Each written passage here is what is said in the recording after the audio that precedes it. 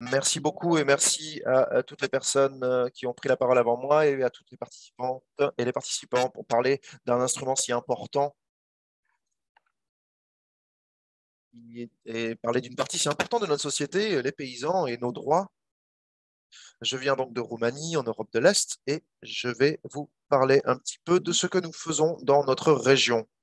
Je vais vous faire part de l'expérience de la Roumanie, car mon organisation travaille depuis plusieurs années sur la création d'une alliance en Europe de l'Est, dans le Caucase et les Balkans, mais aussi en Asie centrale, pour travailler ensemble, en coordination, pour créer les droits des paysans et créer un contexte dans lequel ces droits pourraient être réalisés.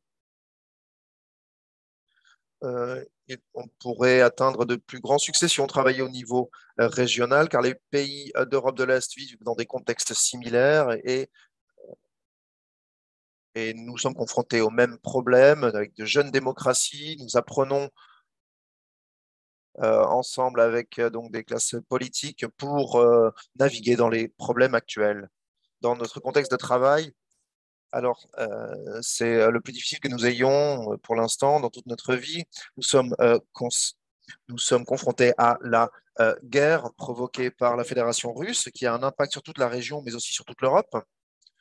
Nous avons des problèmes avec des conflits armés dans de nombreux pays de notre région, mais aussi des soulèvements civils. Et le terme de crise est de plus en plus utilisé. On le ressent très fortement à bien des niveaux. C'est très difficile de mobiliser et de euh, créer un dialogue politique pour que notre voix soit entendue dans ce contexte. Mais nous sommes très motivés car si nous ne changeons pas les choses maintenant, les générations à venir seront toujours confrontées à ces mêmes problèmes de régime autoritaire et de dictature qui constituent les plus graves problèmes dans notre société pour nous en tant que paysans, paysannes et personnes vivant dans les zones rurales. Il y a une énorme concentration de paysans et toute une grande diversité de paysans et de petits producteurs, de bergers, de peuples nomades dans la région dans laquelle je travaille, donc Europe de l'Est et Asie centrale. C'est une richesse pour nous et une source de motivation d'utiliser la Déclaration des Nations Unies pour créer un contexte favorable à sa mise en œuvre. Je vais vous donner quelques exemples de divers pays sur la façon dont cette déclaration a été utilisée ces dernières années. Par exemple, en Roumanie, mon pays, nous l'avons utilisé donc dans les débats nationaux sur la politique agricole commune pour créer un plan stratégique national. Nous l'avons utilisé, mais ça a été un échec malheureusement, car la vision de notre gouvernement est très orientée sur l'économie et le gouvernement ne donne aucune priorité aux problématiques sociales. Nous l'avons utilisé également, mais avec succès cette fois-là, dans divers processus législatifs, en particulier sur une loi qui aurait interdit, ou en tout cas qui aurait limité les possibilités des paysans de faire de la reproduction dans leur bétail. Nous avons donc dit que c'était un droit euh, paysan et donc nous avons réussi à nous opposer à cette restriction. J'aimerais également vous donner des exemples d'autres pays, par exemple la République de Moldova, notre pays voisin. Il y a un processus très intéressant au niveau de la Cour constitutionnelle. La République de Moldova a le droit à l'alimentation stipulé dans sa constitution nationale. Donc on essaie d'utiliser cela avec la Déclaration des Nations Unies sur les droits des paysans pour changer le cadre législatif national sur les semences et donc inclure le droit aux semences dans la législation nationale pour également intégrer le droit aux semences dans ce processus. On a vu également d'autres processus similaires dans d'autres parties du monde. Donc ce serait une première expérience que l'on espère être un succès et on aimerait le partager avec d'autres pays. Le Kyrgyzstan, il y a des processus législatifs qui sont en cours pour une réforme sur la terre et sur les semences. Et nous utilisons donc nos partenaires donc, au niveau national utilisent la Déclaration des Nations Unies pour essayer d'inclure autant de prérogatives que possible pour le droit aux semences et le droit au sol également dans ces processus législatifs. Et enfin, dernier exemple que j'aimerais mentionner, c'est l'Ukraine.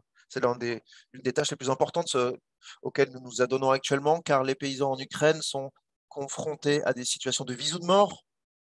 Ils défendent leurs terres contre les agresseurs, contre les occupants, et avec des partenaires, des associations d'agriculteurs artisanaux et de petits exploitants, ainsi qu'avec le monde universitaire et d'autres ONG, nous travaillons sur la création d'un mécanisme national pour suivre les violations de droits des paysans pendant la guerre.